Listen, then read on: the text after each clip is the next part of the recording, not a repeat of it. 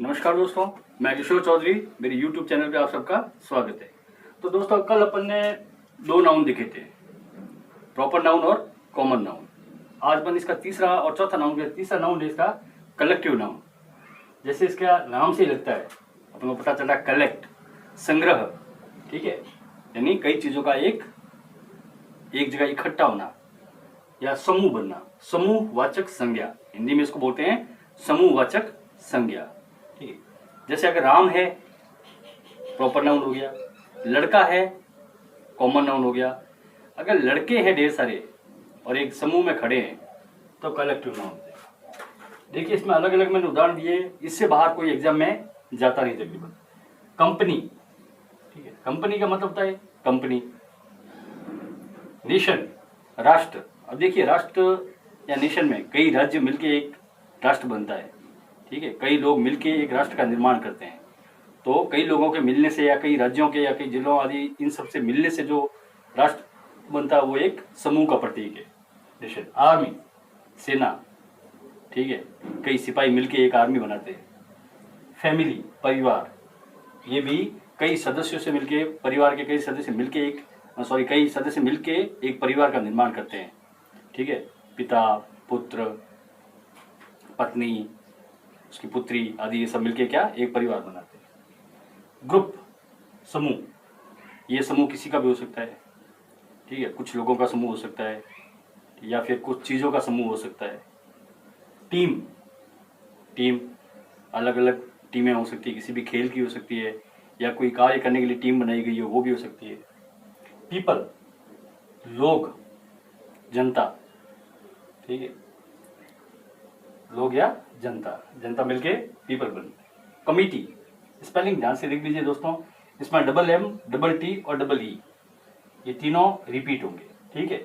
समिति, कुछ लोगों के द्वारा एक समिति का निर्माण किया जा सकता है, भले सरकारी हो भले गैर सरकारी हो। ऑडियंस, श्रोता, ठीक है, जब कोई गाना आदि बज रहा हो, कंसर्ट, लाइव कंसर्ट हो या सीधा प्रसारण हो रहा हो किसी गाने वाने का, ठीक है, या फिर कहीं स्टेज पे गाना आदि चल रहा हो, उसके सामने के सामने जो लोग बैठते हैं उसके गाने को सुनते हैं या नाच आदि को देखते हैं, उनको श्रोता बोलते हैं, श्रोता और दर्शक।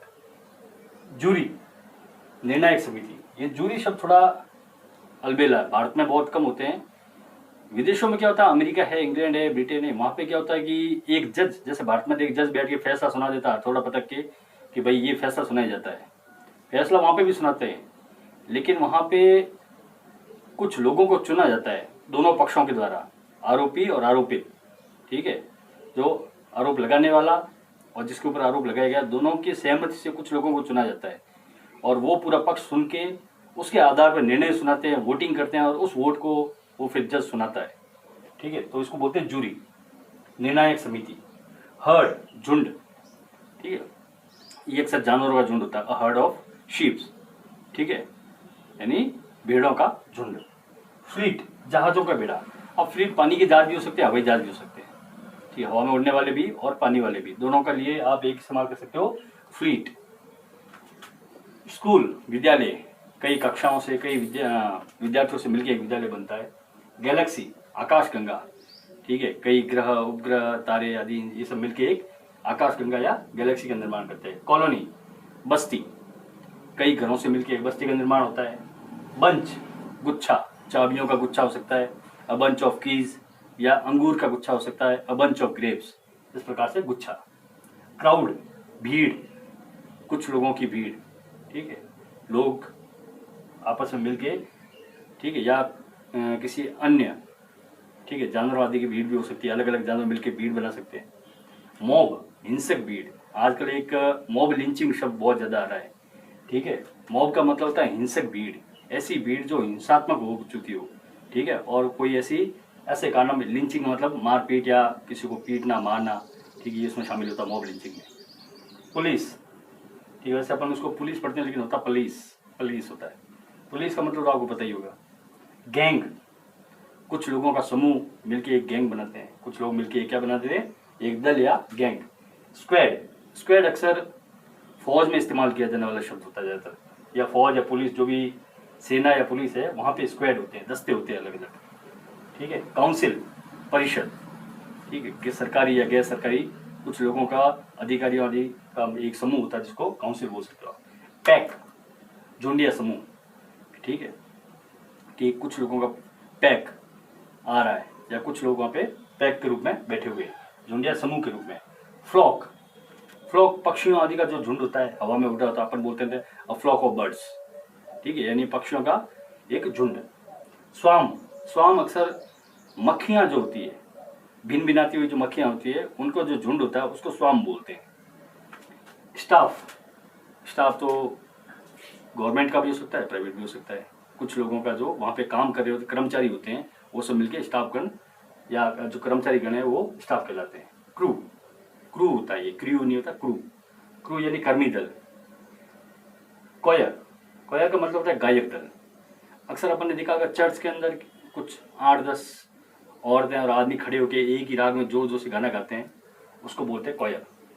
पैनल, पैनल आपने देखा होगा, न्यूज़ आजकल बहुत आती है, ठीक है, तो न्यूज़ में कुछ 5-7 जने मिलके डिस्कशन करते हैं, आपस में वार्तालाप करते हैं एक ही किसी एक टॉपिक आदि के ऊपर, वो पैनल होता है उनका। दल, बोर्ड, परिषद या समिति, बोर्ड आपको पता ही है, ठीक है, यानी आपके जो जैसे आपका माध्यमिक बोर्ड है, कुछ लोगों, कुछ सदस्यों के द्वारा और कुछ विभागों द्वारा एक निर्माण किया गया बोर्ड, जिसको परिषद या समिति बोलते हैं। पाइल, पाइल यानी किसी वस्तु आदि का जो ढेर लग जाता है, ठीक है, कचरे का ढेर हो तो पाइल ऑफ, ठीक है, कचरे का ढेर। उसके बाद है हीप, ये भी बिल्कुल है, हीप का भी मतलब ये ढेर ही होता है। सीरीज, श्रृंखला, ठीक है, कुछ सवालों की सीरीज हो सकती है, जवाबों की सीरीज हो सकती है, घटनाओं की सीरीज हो सकती है, किसी भी चीज़ की सीरीज हो सकती है। सेट, प्रश्नों का सेट हो सकता है, टोली एक पूरी, ठीक है। ऑर्केस्ट्रा, ऑर्केस्ट्रा मतलब जो कई बार आपने देखा होगा कई लोग मिलके संगीत आदि देते हैं खड़े होकर एक जगह, कोई पंपू बजा रहा होता, कोई ढोल बजा रहा होता, एक साथ में कोई बांसुरी बजा रहा होता, सब मिल एक जगह इकट्ठे होके जो बजाते हैं उसको बोलते हैं ऑर्केस्ट्रा। ट्रुप, बिल्कुल ये भी फौज में भी होता है, ट्रुप, अलग अलग दल जो होते हैं उसको ट्रुप बोलते हैं। स्टैक, स्टैक का मतलब होता है क्रमबद्ध ढेर, ध्यान रखिए, पाइल और हीप का मतलब होता है ढेर, लेकिन स्टैक का मतलब होता है क्रमबद्ध, मतलब यूं नहीं आड़े टेढ़े जो चीज़ जैसे है वैसे फेंक के एक ढेर बना दिया, इसको बिल्कुल सलीके से एक के ऊपर एक दूसरी चीज़ रखी जाती है क्रमबद्ध तरीके से, व्यवस्थित तरीके से, उसको बोलते हैं स्टैक। शॉवर, शॉवर का मतलब होता है बरसात या बौछार, ऐसा बौछार के रूप में देखेंगे इसको, हो सकता है कि बोलते हैं ना मेरे ऊपर तो पैसों की शॉवर होगी, पैसों की बरसात होगी, पैसों की बरसात बोल सकते हो, या बरसात अपनी सिंपल जो बरसात होती है उसकी, ठीक है, तो ये शॉवर। या आपने अच्छा गाना नहीं गाया तो टमाटर आदि की बरसात हो सकती है, वो भी शॉवर होती है। शोल, शोल का मतलब होता है मछलियों का झुंड, ढेर सारी मछलियाँ, कई बार आप तालाब के किनारे बैठ के उसको चुग्गा उग्गा डालते हो कुछ मछलियों को, तो एक साथ में वो इकट्ठा होकर आती है जो, उसको बोलते हैं शोल, ठीक है।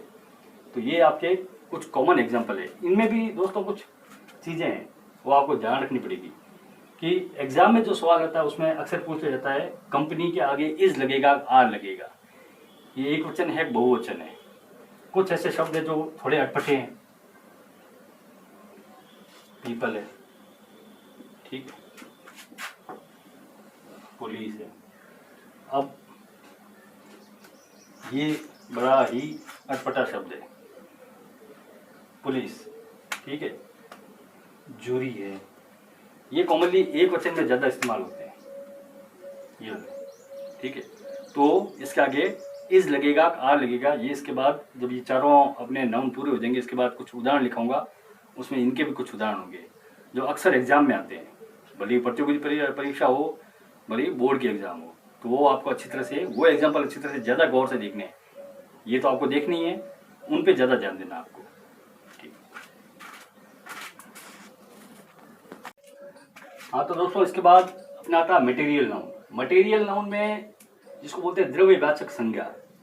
द्रव्यवाचक संज्ञा मतलब कोई भी धातु या अधातु चीज जो हमें किसी चीज से या मेन तो धरती से जो प्राप्त हो, मतलब पृथ्वी से प्राप्त हो, और कई ऐसी चीजें हैं जैसे कोई जानवरों आदि से प्राप्त हो, जैसे दूध है, ठीक है, ऊन है, ठीक है, मांस है, ये सब कहाँ से मिलता है, किसी चीज से हमें मिलता है, और हम क्या होते हैं उपभोक्ता होते हैं एक तरह से।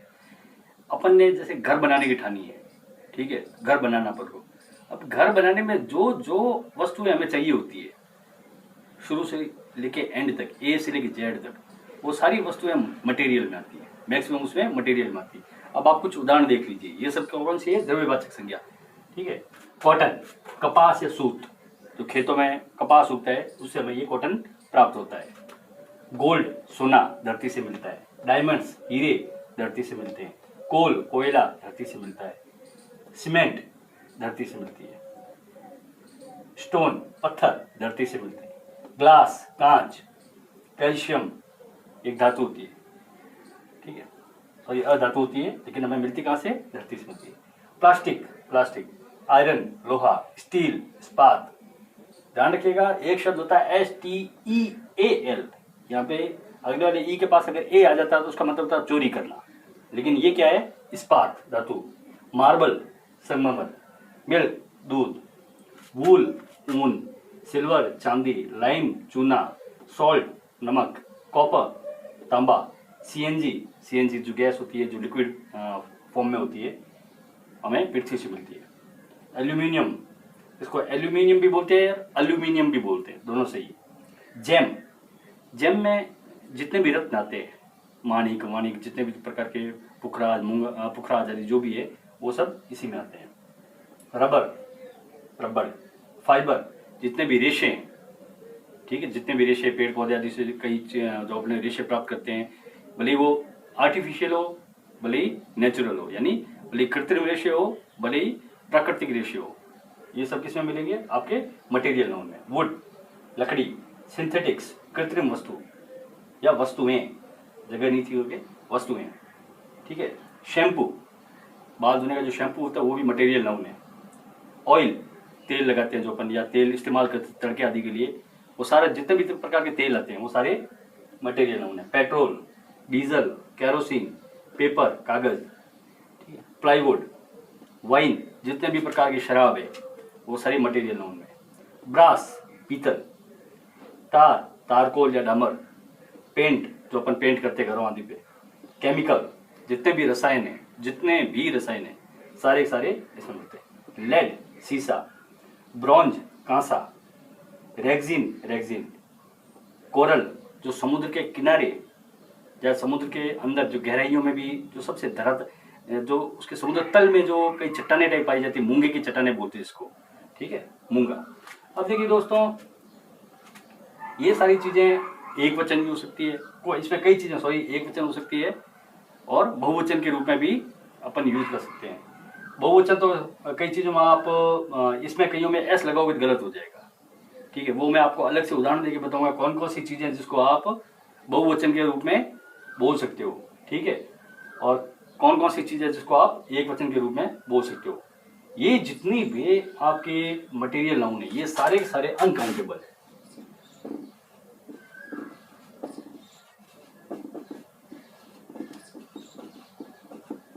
अनकाउंटेबल यानी जिनको आप गिन नहीं सकते, ये सारे सारे नाउन कौन से हैं? ठीक है, अनकाउंटेबल है। आप नहीं बोल सकते भाई कि आपके पास एक चम्मच आप नमक मांग सकते हो, ठीक है, या एक थैली आप नमक की मांग सकते हो, लेकिन ऐसे नहीं बोल सकते भाई कि बीच में से उठा के भाई इतना सा ये नमक दे दो, ये इतना नमक है इसमें, ठीक है, उसको गिन नहीं सकते आप, अनकाउंटेबल होता है।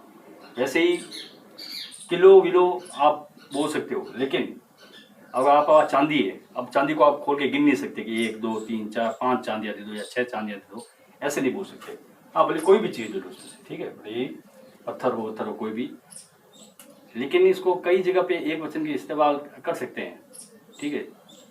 जैसे स्टोन है, अब स्टोन के लिए आप एक स्टोन है, एक पत्थर मारा कोई, वो काउंटेबल हो जाएगा, लेकिन अगर मटेरियल के तौर पे इसका इस्तेमाल किया जाता है, ठीक है, जहाँ पे भारी सामग्री हो वहाँ पे आप इसको गिन नहीं सकते, तो ये अनकाउंटेबल में आएंगे। किस में आएंगे?